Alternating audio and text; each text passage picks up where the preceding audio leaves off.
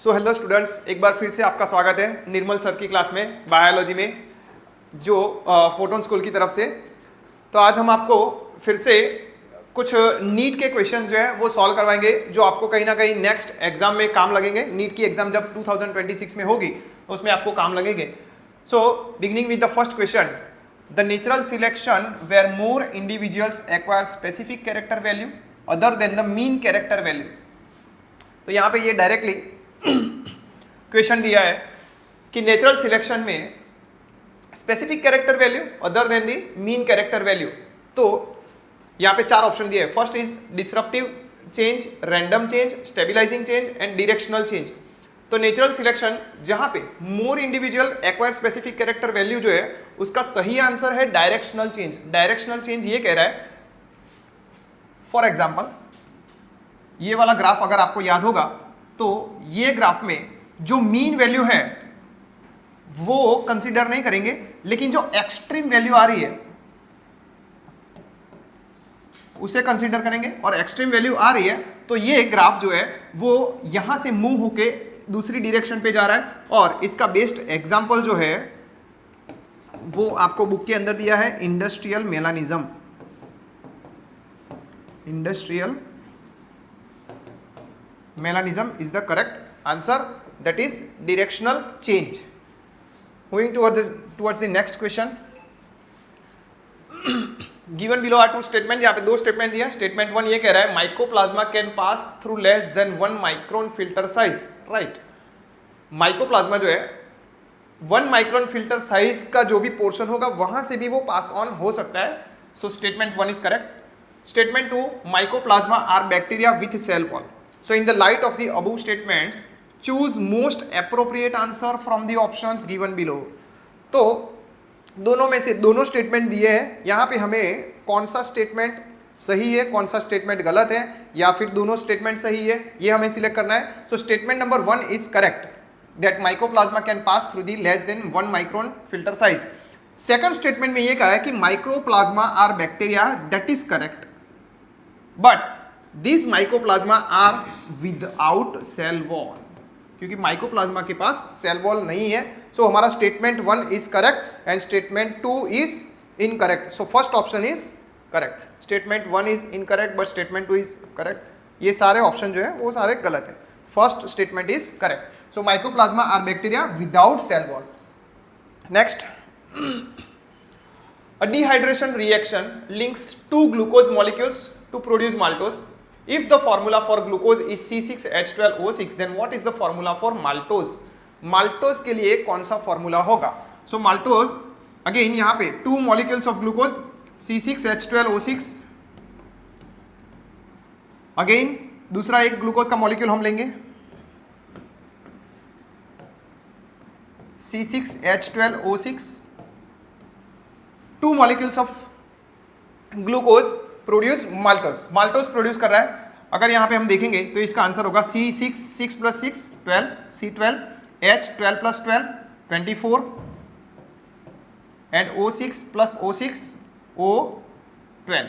But यहाँ पे जब भी दो ग्लूकोज के molecules join together when they are form by the glycosidic bond, जहाँ पे भी बॉन्ड फॉर्मेशन होगा वहाँ पे एक H2O मॉलिक्यूल जो है वो रिलीज हो जाएगा। So H2O molecule will be get release from the year. So हमारा आंसर क्या होगा? C12 H22 and O11। अगर ये आंसर यहाँ पे दिया है C12 H22 O11, so answer first is correct, C12 H22 O11 is the correct answer. बाकी सारे ऑप्शन जो है वो गलत है। क्लियर? C6H12O6 एक ग्लूकोज का मॉलिक्यूल है, दूसरा C6H12O6 वो भी ग्लूकोज का मॉलिक्यूल है। दोनों को कंबाइन करेंगे, दोनों का एडिशन करेंगे, तो if the formula for glucose is C6H12O6, then what is the formula for maltose? तो माल्टोज के लिए C12 H22 O11 is the correct answer. Next, which of the following statement with respect to endoplasmic reticulum is incorrect? Endoplasmic reticulum से जुड़ा हुआ कौन सा statement incorrect है, ये क्वेश्चन पूछा है। फर्स्ट ऑप्शन देख लेते हैं, in prokaryotes only are present, prokaryotes की बात की है। दूसरा क्वेश्चन, दूसरा option, SER smooth endoplasmic reticulum are the sites for lipid synthesis, ये करेक्ट है। RER has ribosomes attach to endoplasmic reticulum, ये भी सही है। SER is devoid of ribosomes, ये भी सही है। सो इन प्रोकैरियोट्स के अंदर there are no specific organelles are present like endoplasmic reticulum.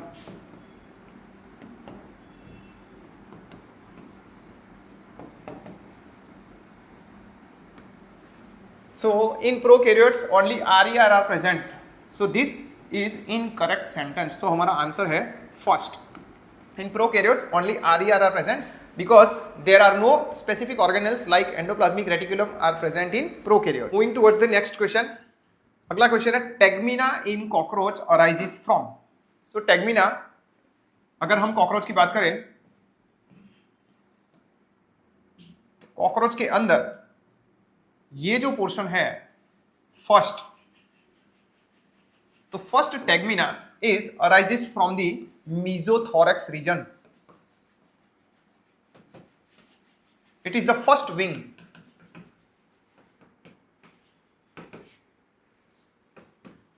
First wing of the cockroach which does not help in the flight. It just only covers the second wing and the body. Metathorax को cover करने का काम करता है। तो यहां पे हमारा आंसर है mesothorax, that is tegmina in cockroach arises from the mesothorax region which is the first wing which does not help in the flight. Next, if the length of DNA molecule is 1.1 meter, what will be the approximate number of base pairs? Question यहाँ पे ये पूछा है कि DNA में DNA molecule की अगर लंबाई 1.1 मीटर है तो उसमें base pair, number of base pair कितने होंगे? सो हमें पता है कि DNA is approximately 2.2 metre in length, और 2.2 मीटर लेंथ है तो इसके अंदर जो नंबर ऑफ बेस पेयर है that is 6.6 into 10 raised to the power 9. 10 raised to the power 9.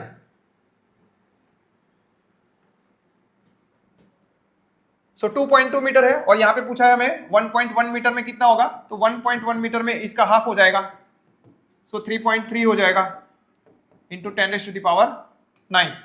So our correct answer is 3.3 into 10 raised to the power 9 is the correct answer.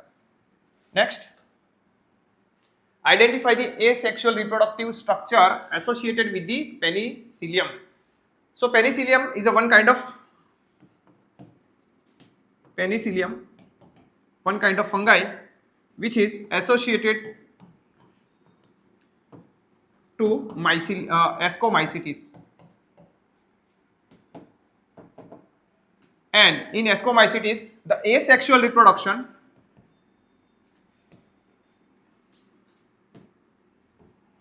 अगर आपने पढ़ा होगा asexual reproduction in Ascomycetes will be of which type?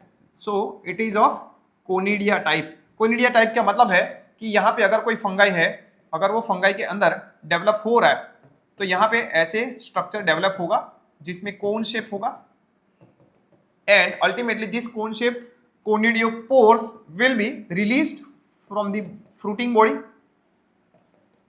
और यहां से ये नया structure जो है वो फ्लैजिला का फंगाई की बॉडी का जो है वो डेवलप हो जाएगा. So this is called as conidia. So our answer is conidia. Next, given below are the two statements. One is labelled as assertion reason का क्वेश्चन है. All vertebrates are chordates but all chordates are not vertebrates. Simple सा एक example दिया है और ये book की line है, एनसीईआरटी में क्लियर कट लाइन में मेंशन किया हुआ है, एंड बोर्ड की एग्जाम्स में भी ये क्वेश्चन बहुत ज्यादा कंपलसरी है कि सारे के सारे जितने भी वर्टिब्रेट्स हैं, all vertebrates are chordates but all chordates are not vertebrate. जितने भी वर्टिब्रेट्स हैं वो सारे कॉर्डेट से होकर आए हैं, लेकिन सारे जो कॉर्डेट्स हैं वो वर्टिब्रेट नहीं है. अगर आप कॉर्डेट्स का क्लासिफिकेशन देखेंगे तो chordates are divided into 3 parts. First is urochordate, second is cephalochordate, and third is vertebrates.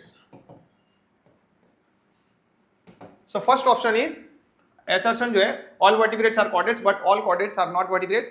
Reason दे दिया है notochord is replaced by vertebral column in the adult vertebrates. In the light of the above statement, choose the most appropriate answer from the options given below. तो यहाँ पे notochord जो है generally vertebrates के अंदर notochord will be compulsorily replaced by the vertebral column in adult vertebrates. तो ये option भी बिल्कुल सही है और उसका ये आंसर भी सही है बिकॉज वर्टिब्रेट्स के अंदर वर्टिब्रल कॉलम होता है,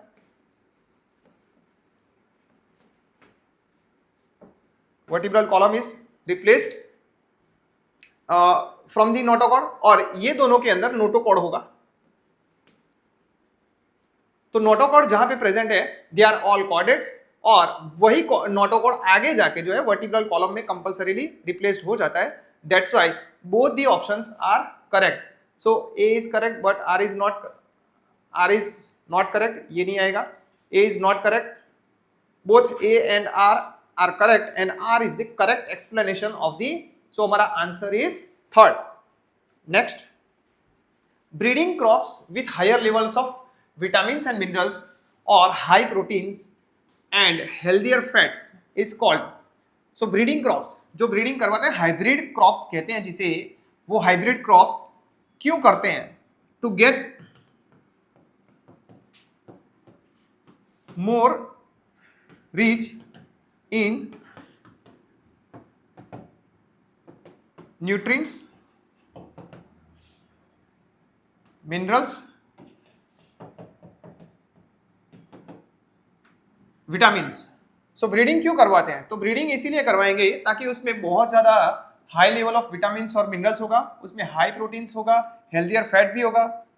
क्लियर? सो दिस प्रोसेस और दिस हाइब्रिड और breeding crop is the terminology which is used for this rich nutrient crops, that is biofortification. Bio accumulation नहीं होगा, बायो मैग्निफिकेशन नहीं होगा एंड बायो रेमेडिएशन नहीं होगा.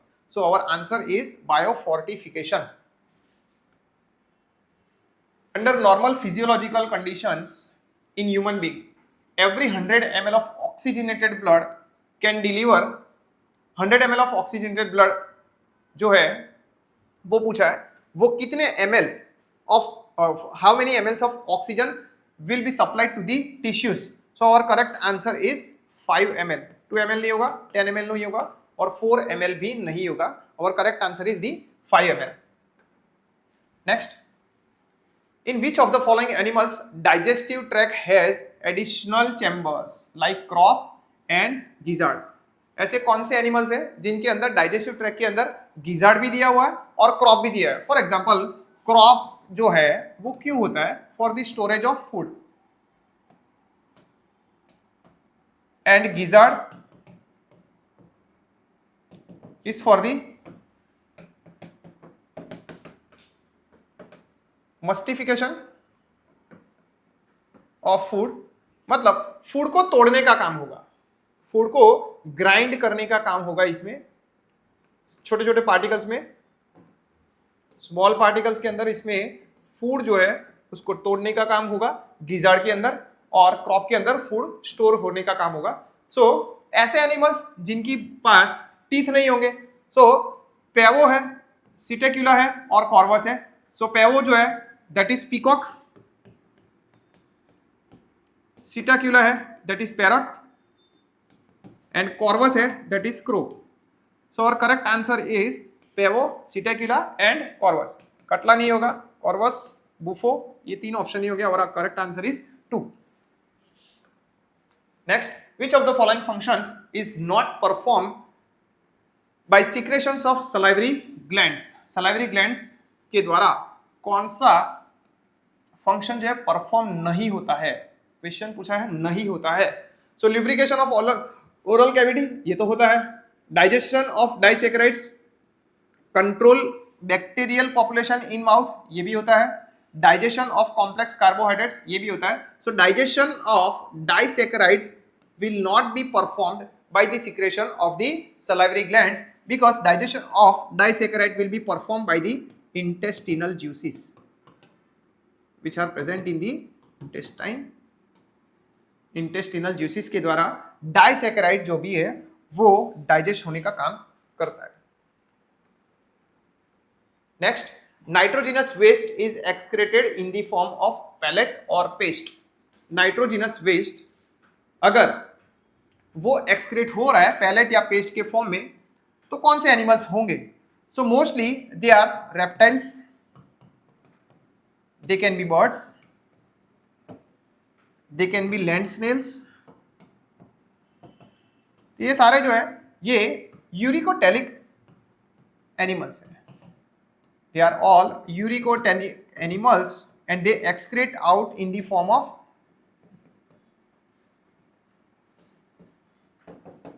uric acid. Uric acid के form में generally they are excrete out the waste material from their body. So hippocampus नहीं होगा, pavo yes, pavo होगा, pavo means peacock. So eus. So our correct answer is pavo. Ornithorhynchus नहीं होगा, salamander भी नहीं होगा. So our correct answer is pavo. Next, in an E. coli strain, I gene gets mutated and its product cannot bind the inducer molecule. If growth medium is provided with lactose, what will be the outcome? So यहाँ पे एक question पूछा है कि आई gene जो है E coli के strain में आई जीन अगर म्यूटेट हो जाता है and product can not bind with the inducer molecule, अगर आई जीन में आई जीन इज रिस्पॉन्सिबल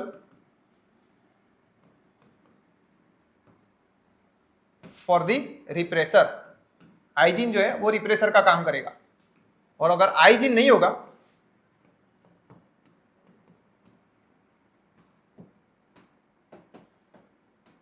ये है हमारा लैक ओपेरॉन। लैक ओपेरॉन के अंदर आपको याद रखना है पीपोजिया आई जो है यहां पे रिप्रेसर बाइंड होगा, लेकिन कुछ म्यूटेशन की वजह से if I gene gets mutated and its product can not bind the inducer molecule, तो क्या होगा?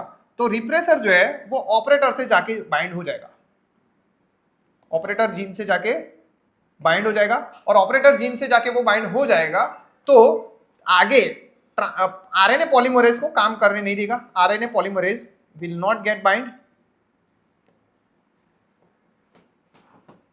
आरएनए पॉलीमरेज बाइंड नहीं होगा तो आगे ट्रांसक्रिप्शन की process, transcription will not occur, transcription नहीं होगा, और ट्रांसक्रिप्शन नहीं होगा तो ZYA genes will not be translated. So our first answer is correct, RNA polymerase will bind the promoter region. अगर ट्रांसक्रिप्शन होगा तो आरएनए पॉलीमरेज जो है वो बाइंड होगा ही होगा, only Z gene will be transcripted, ये भी नहीं है, ZIYA genes will be transcribed, ये भी नहीं है। So our first answer is correct that ZYA genes will not be translated. Next, which of the following is present between the adjacent bones of the vertebral column? Vertebral column अगर मान लेते हैं for example, तो vertebral column में आप देखेंगे बीच बीच में कहीं ना कहीं छोटे छोटे गैप्स होंगे। सो वर्टिब्रल कॉलम में जहां पे भी गैप होगा वहां पे intervertebral disc shape, intervertebral disc that is cushion or pad like fibrous cartilage is present. तो यहां पे जो भी एडजेसेंट बोन्स है वहां पे caution or pad like fibrous cartilage is present which provides the flexibility. हमारी जो वर्टिब्रल कॉलम है अगर हमें उसे सीधा रखना है, उसे हमें स्ट्रेट रखना है, तो हमेशा हमें सीधा बैठना चाहिए, हमेशा हमें सीधा सोना चाहिए, क्योंकि वो हमें हमारी पूरी बॉडी का स्ट्रेंथ लाइन है और वो हमारी बॉडी को फ्लेक्सिबिलिटी भी प्रोवाइड करता है। So this fibrous cartilage is present. So our answer is areolar tissue नहीं होगा, स्मूथ मसल नहीं होगा, इंटरकैलेट डिस्क नहीं होगा, कार्टिलेज होगा। So fibrous cartilage is present. It is also called as invertebral disc, which is present between the adjacent bones of the vertebral column. Next, two statements are given. Fatty acids and glycerols cannot be absorbed into the blood. Fatty acid and glycerol, they cannot be absorbed into the blood, right? Specialized lymphatic capillaries called lacteals carry chylomicrons into lymphatic vessels and ultimately into the blood. So ये सही है कि fatty acids and glycerols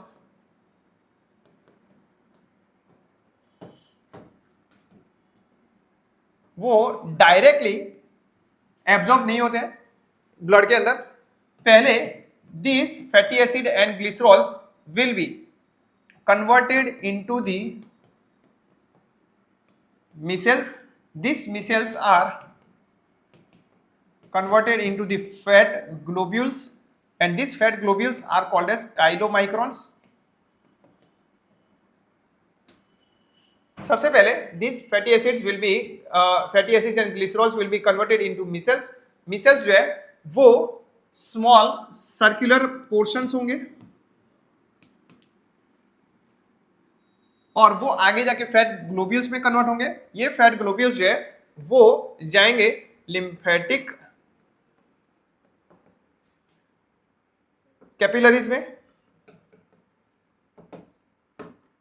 lymphatic capillaries के अंदर जो भी लैक्टिल्स है वहां पे ये फैट ग्लोब्यूल्स जो है वो उसने जो भी एब्जॉर्ब किया होगा रीएब्जॉर्ब, जो भी उसने सब्सटेंस को रीएब्जॉर्ब किया होगा वो वहां पे जाके रिलीज कर देगा ब्लड स्ट्रीम में. ब्लड स्ट्रीम में लास्ट में जो है so specialised lymphatic capillaries called lacteals. So they are called carries chylomicrons into lymphatic vessels and ultimately they drain into the blood streams. तो हमने भी यहाँ पे यही लिखा है कि फैटी एसिड और ग्लिसरॉल जो है वो पहले मिसेल्स में कन्वर्ट होंगे. मिसेल्स जो है आगे जाके कन्वर्ट होंगे फ्लैट ग्लोब्यूल्स में. फैट ग्लोब्यूल्स ही है काइलोमाइक्रॉन्स. ये काइलोमाइक्रॉन्स आगे जाके लिम्फेटिक कैपिलरीज में जाएंगे. लिम्फेटिक कैपिलरीज से होके वो रिलीज हो जाएंगे ब्लड स्ट्रीम के अंदर. उसने जो भी रीअब्जॉर्ब किया होगा, जो भी सब्सटेंस उसने एब्जॉर्ब किया होगा वो सारा का सारा उसमें छोड़ देंगे. So both these statements are correct. Both these statements are correct. Statement 1 and 2 are correct. So 1, 4 and 2 are incorrect. Select the incorrect statement with reference to the mitosis. Mitosis के बारे में incorrect statement पूछा है. हमें incorrect जब भी पूछा हो तो हमें सारे के सारे आंसर्स कंपलसरी एक बार ध्यान से पढ़ना जरूरी है. So chromosomes decondense at the telophase. This is correct. Splitting of centromere occurs at anaphase. This is also correct. All the chromosomes lie at the equator in metaphase stage. ये भी बिल्कुल सही है. लेकिन spindle fibers attached to centromere of chromosomes, this statement is incorrect. So our correct answer is fourth, because spindle fibers attached to the kinetochore region.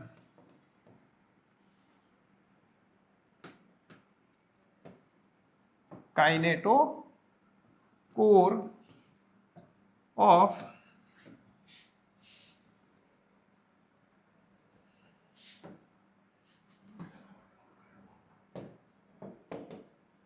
Chromatids. Chromatid जो भी है, जो क्रोमोसोम होगा वो क्रोमोसोम के अंदर सेंटर में सेंट्रोमियर है, उससे थोड़े ऊपर जाएंगे तो आपको एक काइनेटोकोर वाला जो रीजन होगा वो देखने को मिलेगा. So spindle fibres attached to the kinetochore of chromosomes. So our correct answer is fourth. Next, the release of sperms into the seminiferous tubules is called as spermiation. Correct?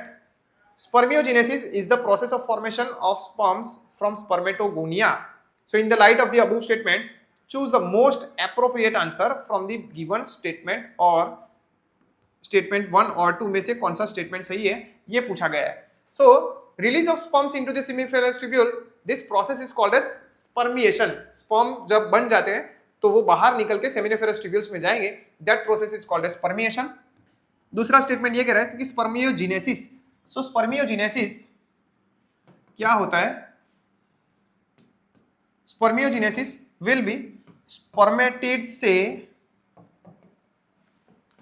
Spermatozoa बनना. Spermatid से spermatozoa बनेगा, that process is called as spermiogenesis. So spermiogenesis is the formation of sperms from spermatogonia. Spermatogonia यहाँ पे word use किया है, that is incorrect. The correct statement is spermatids to spermatozoa. So first statement is correct, second statement is incorrect. So our first answer number 1 is correct. Next, the coagulum is formed of network of threads called as thrombins. Statement 2, spleen is the graveyard of erythrocytes. Spleen हमें पता है, जो भी erythrocytes death हो जाते हैं वो death होने के बाद कहां पे जाते हैं, तो सारे के सारे स्प्लीन में जाते हैं. So that is called as graveyard. So this statement is correct. तो हमारा जो भी सेकंड स्टेटमेंट होगा वो करेक्ट हो सकता है. तो स्टेटमेंट 2 इज करेक्ट. एक यहाँ पे है statement 2 and 1 both are correct. तो स्टेटमेंट 2 इनकरेक्ट है, मतलब यहाँ पे हमारा फोर्थ ऑप्शन तो होगा ही नहीं. दोनों स्टेटमेंट करेक्ट है. फर्स्ट स्टेटमेंट ये भी गलत है बिकॉज स्टेटमेंट 2 इज इनकरेक्ट यहाँ पे दिया है. तो हमारा दोनों में से कोई एक आंसर होगा. लेकिन यहाँ पे एक ऑप्शन दिया है कि the कोएगुलम means coagulation, coagulation of blood. तो कोएगुलेशन ऑफ ब्लड के अंदर हमें कौन हेल्प करता है? थ्रोम्बिन हेल्प नहीं करता है. Thrombin is a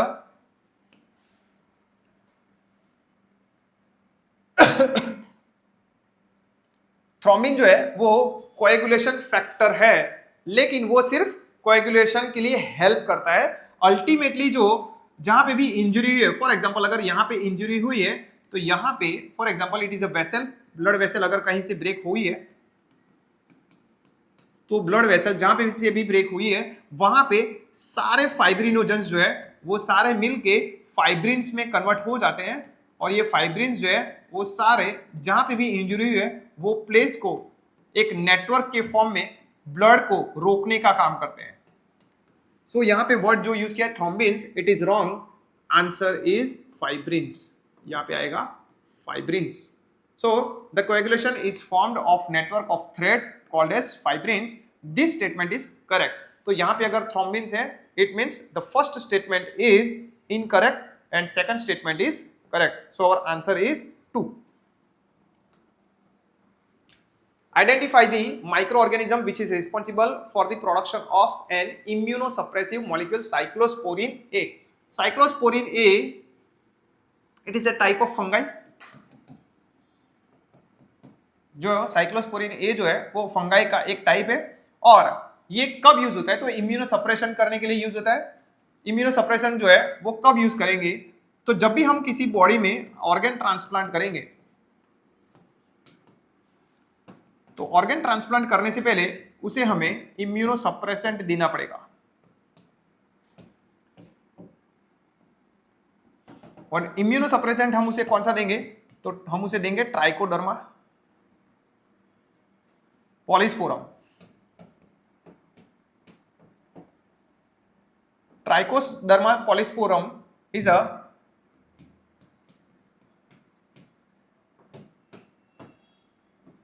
fungi which is used to prepare cyclosporin A. तो साइक्लोस्पोरिन ए हम किसी भी इंसान के अंदर ऑर्गन ट्रांसप्लांट अगर करना है तो साइक्लोस्पोरिन ए जो है वो इम्यून सप्रेसेंट का काम करेगा, मतलब इम्यून रिस्पॉन्स होगा.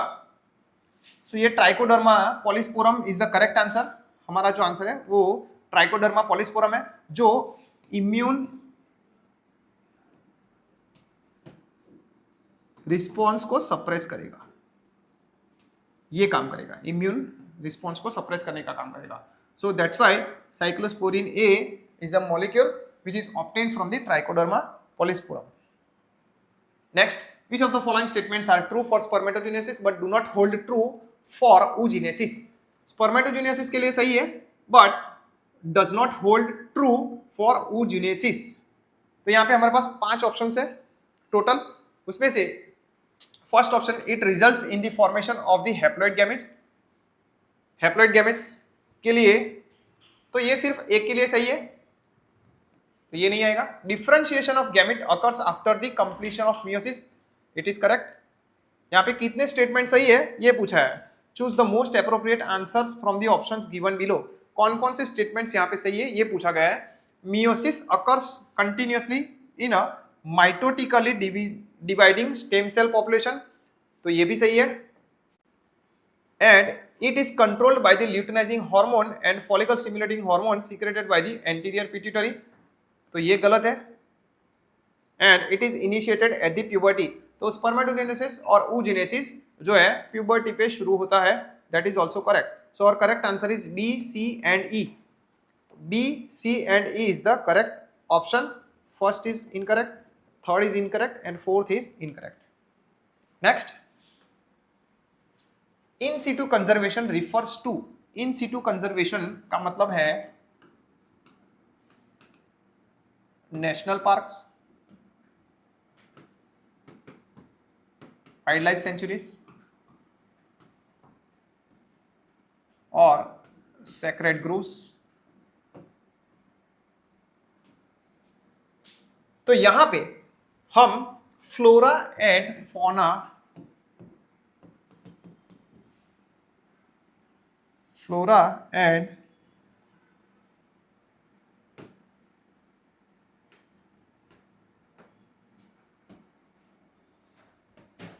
फौना ऑफ एनवायरनमेंट और पर्टिकुलर जो भी ज्योग्राफिकल एरिया के अंदर जो भी इकोसिस्टम के अंदर जो भी स्पीशीज होगी वो फ्लोरा की होगी या फिर फौना की होगी, उसे हम कंजर्व करने का काम करेंगे, उसे हम कंजर्व करने का काम करेंगे. So it protects and conserve the whole ecosystem. किसी भी पर्टिकुलर एक्सटिंक्ट स्पीशीज को नहीं कंजर्व करेंगे. कंजर्व ओनली एंडेंजर्ड स्पीशीज ऐसा भी नहीं है, conserve only high risk species ऐसा भी नहीं है. हमें पूरे के पूरे जितने भी फ्लोरा एंड फौना होंगे वो हो सकते हैं नेशनल पार्क में हो या वाइल्ड लाइफ सेंचुरीज में हो या फिर सेक्रेड ग्रोव्स में हो. वहां पे सारी स्पीशीज को हम प्रोटेक्ट करने का काम करेंगे उसकी वहीं पे ओन प्लेस पे या फिर नेटिव प्लेस पे. So our correct answer is protect and conserve the whole ecosystem. Next, Lippes loop is a type of contraceptive. Lippes loop कैसा होता है? तो Lippes loop generally used in the female uterus. तो female uterus के अंदर कुछ इस तरह का लिप्स लूप जो है एक इंस्ट्रूमेंट होता है विच इज यूज्ड फॉर दी,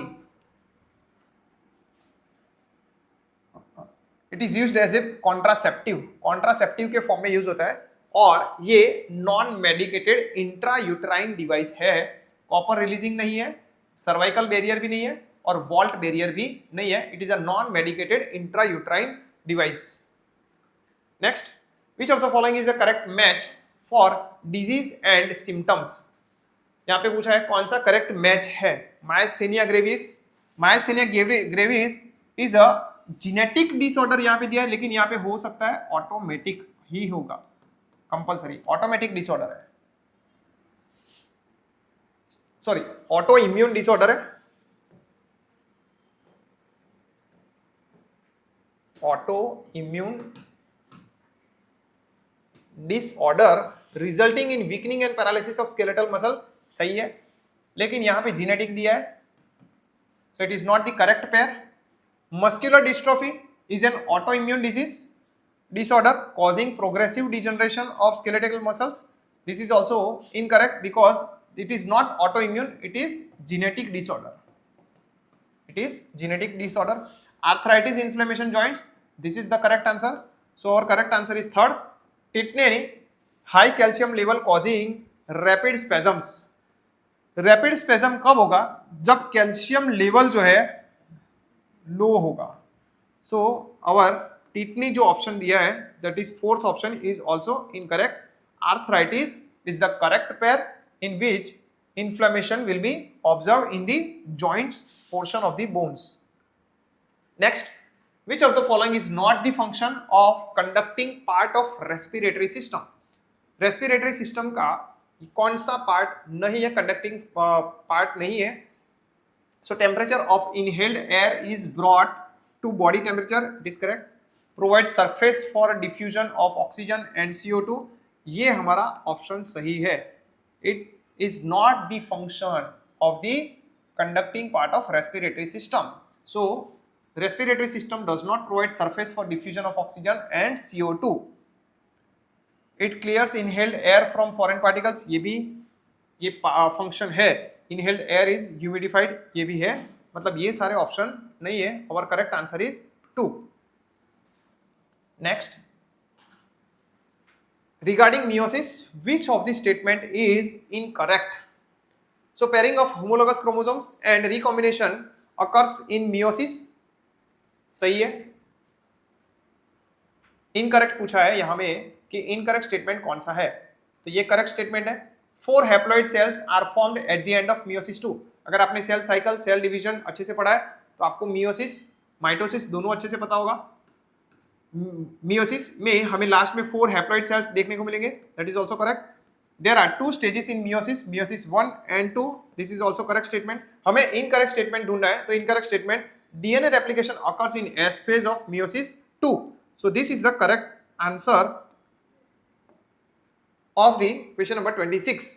सो ये इनकरेक्ट क्यों है? इनकरेक्ट इसलिए because DNA replication does not occur in meiosis 1 and meiosis 2.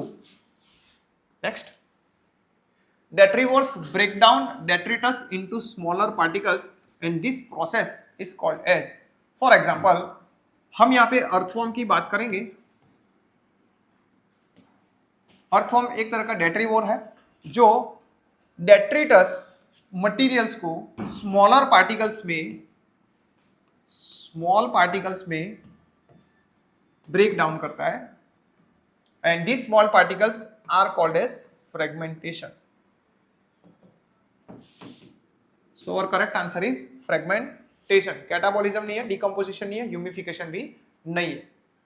Next, which of the following is not a connective tissue? Cartilage, neuroglia, blood is a connective tissue, adipose tissue is also a connective tissue, cartilage is also a connective tissue, neuroglia is neuron cell, related to the neuron cell and it is a part of nervous system. So neuroglia is not a connective tissue, हमें यहाँ पे not पूछा है, तो connective tissue का part neuroglia नहीं है, ये नर्वस सिस्टम का part. Given below are the 2 statement, यहाँ पे अगेन 2 स्टेटमेंट्स दिए। Restriction endonuclease recognise specific sequence to cut DNA. हाँ, रेस्ट्रिक्शन एंडोन्यूक्लियेज का जो है काम भी वही है कि वो स्पेसिफिक सीक्वेंस को रीड करके स्पेसिफिक जगह से डीएनए को कट डाउन करने का काम करता है and that part is called as palindromic nucleotide sequence. Palindromic nucleotide sequence क्या होता है? For example A G C T T G C A. अगर यहाँ पे ऊपर ये है तो उसके सामने जो भी सीक्वेंस है that is T C G A C G T. So this is called as palindromic sequence. तो पैलिंड्रोमिक सीक्वेंस को रीड करने के बाद वो स्पेसिफिक जगह से डीएनए को कट करने का काम करता है। So this statement is correct. Restriction endonuclease cut the DNA strand a little away from the centre of the palindromic site. तो कोई भी सेंटर से कट नहीं करेगा, वो थोड़े से दूर जाके कट करेगा। तो दो ऐसी जगह से कट करेगा कि जहां से वो सेंटर का पार्ट ना हो। सो this statement is also correct. So in the light of above statements, the most appropriate answer, so both these statements are correct. Statement is correct but statement 2 is incorrect, statement 1 is incorrect, both the statement 1 and 2 are correct. So हमारा answer is third. Last, in gene therapy of adenosine deaminase ADA deficiency, the patient requires periodic infusion of genetically engineered lymphocytes because, तो ऐसे जो भी patients है जिनको ADA deficiency है, adenosine डीअमाइनेज deficiency है, तो उन्हें पर्टिकुलर टाइम पीरियड पे उनकी बॉडी के अंदर लिम्फोसाइट्स जो भी जेनेटिकली इंजीनियर्ड किए गए हैं, जो भी मॉडिफाइड किए हुए हैं, उनको इन्फ्यूज करना जरूरी है, इनको वापस से इंजेक्ट करना जरूरी है ताकि उनकी इम्यून सिस्टम जो है वो ठीक से काम कर सके। उनके बॉडी के अंदर लिम्फोसाइट्स जो है वो एनवायरनमेंट के कांटेक्ट में आने की वजह से उनके लिम्फोसाइट्स जो है वो कम हो जाते हैं। So the patient will get weekend और उनकी बॉडी जो है वो धीरे धीरे लिम्फोसाइट्स को कम कर देती है और लिम्फोसाइट्स कम हो जाएंगे तो उनकी बॉडी जो है इम्यून रिस्पॉन्स नहीं कर पाएगी. So first option lymphocytes from patient's blood are grown in culture outside the body. So question में तो ये पूछा ही नहीं है. So this option is incorrect. Genetically engineered lymphocytes are not immortal. तो हमारा ऑप्शन ये नॉट इमोर्टल इसलिए दिया है. सो genetically engineered lymphocytes are immortal because lymphocytes are immortal because their lifespan is limited. उनकी लाइफ स्पेन जो है वो लिमिटेड पीरियड के लिए ही है, इसलिए उनको बार बार जेनेटिकली एंजीनियर्ड लिम्फोसाइट्स जो है उनकी बॉडी में बार बार इन्फ्यूज करने पड़ते हैं. Retroviral vector is introduce into this lymphocytes. So this option is also incorrect. Gene isolated from marrow cells producing ADA is introduced into cells at embryonic states is also incorrect. So our correct answer is 2. So students, आज हमने total 30 questions किए हैं जो NEET में आपको कहीं ना कहीं बहुत ज्यादा काम लगेंगे और ऐसे ही वीडियोस और बहुत सारे हम वीडियोस अपलोड करने वाले हैं. तो आप वीडियोस को शेयर कीजिए, लाइक कीजिए और बने रहिए निर्मल सर के साथ. Thank you.